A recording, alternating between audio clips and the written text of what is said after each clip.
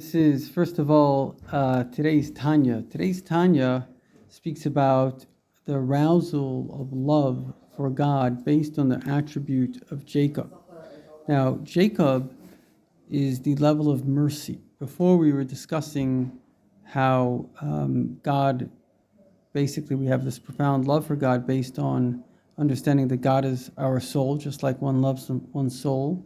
And there's also meditation. We profoundly understand that God is basically so great. I mean, the whole universe, every atom, everything is just manifesting from His infinity every moment. And then there's also the love, understanding that God is our Father, our soul's Father, and we love Him even more than ourselves. But there's another type of love, which is called the love of Jacob. And this, Jacob is the attribute of mercy, of compassion. And this love is a love which is based on kind of having compassion for God. And you say, why would I have compassion for God? Who am I to have compassion for God? But actually, your soul is God, because the soul that's in the body is linked. It says, Yaakov Chavel Nachlasa. Jacob is a kind of a rope, and it's like an umbilical cord. Like the child can have kind of compassion on the mother, because the child is directly connected to the mother. Its life force is the mother.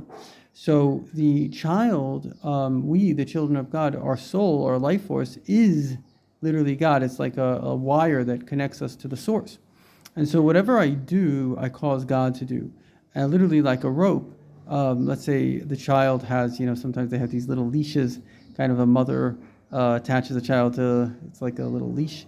But if the child is in charge and the child is running the show, or a dog is running and somehow the owner has to run after the dog, it's a very, very painful experience, because the dog is out of its mind, and the owner that has this infinite mind and infinite heart has to go to this dog-like location. And so it's very important for us to have compassion on God, that we, through our thoughts, because wherever our thoughts are, we have taken Him to very, very disgusting places, and maybe even in speech and in deed. And therefore, when we can have compassion on God and our soul, and then return our soul back to God, this will truly be a great gift. And this is the attribute of Jacob. This is tomorrow's Tanya. Shabbos we won't be recording. But Jacob, what he did is he actually had, it's a whole long story, but he created that through our Torah study and through our mitzvahs, we can reunite our soul to God. So every time you study Torah, every time you do a mitzvah, it's like an intimate union with God. You bring that soul back. So imagine if there was a husband and wife, and God forbid they were separated, it would be very difficult.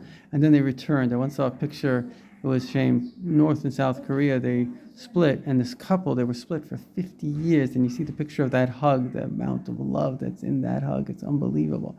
So that's how our soul gets reunited every time we do a mitzvah, the tremendous joy we bring to Hashem.